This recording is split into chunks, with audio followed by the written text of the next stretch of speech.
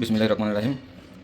ব্যাচেলরের সংসারের পক্ষ থেকে আজকে আপনাদের জন্য নতুন একটা ভিডিও নিয়ে হাজির হলাম। আজকে রান্না করে দেখাবো সরপুটি, তারপরে কুমড়ো ভাজি, সাথে হচ্ছে মসুরের ডাউল।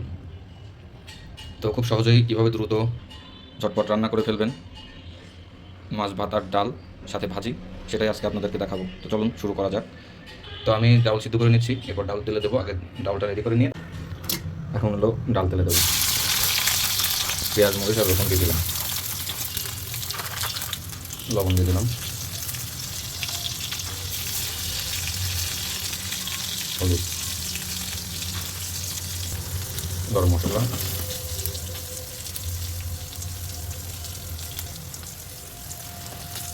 জিরে,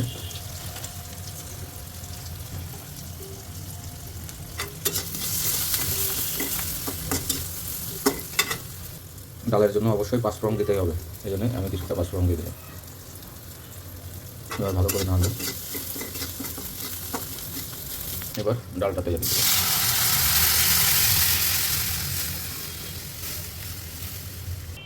এর মধ্যে ডালটা তেলে দিয়ে দিয়েছি, কিছুক্ষণের মধ্যে হয়ে যাবে। অলরেডি কালার চলে আসে, শেষ করে দেবো ডাল রান্না।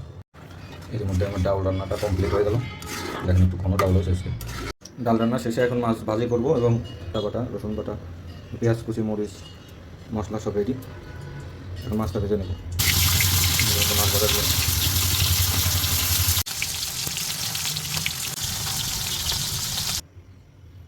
মাছ ভাজা শেষ, এখন মাছ রান্না করা শুরু করবো। পেঁয়াজ, রসুন কুচি, আদা কুচি, কাঁচামরিচ, জিরা, গরম মশলা, হলুদ, মরিচের গুঁড়া,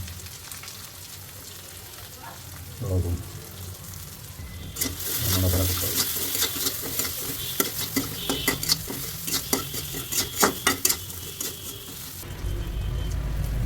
মাছ দিয়ে দেবো।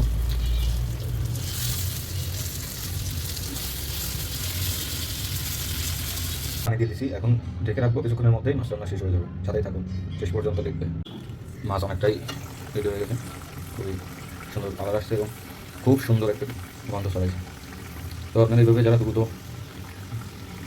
মাছ ডাল রান্না করতে চান তারা অবশ্যই এইভাবে চেষ্টা করলেই দেখবেন খুব সহজে এবং তাড়াতাড়ি হয়ে যাবে।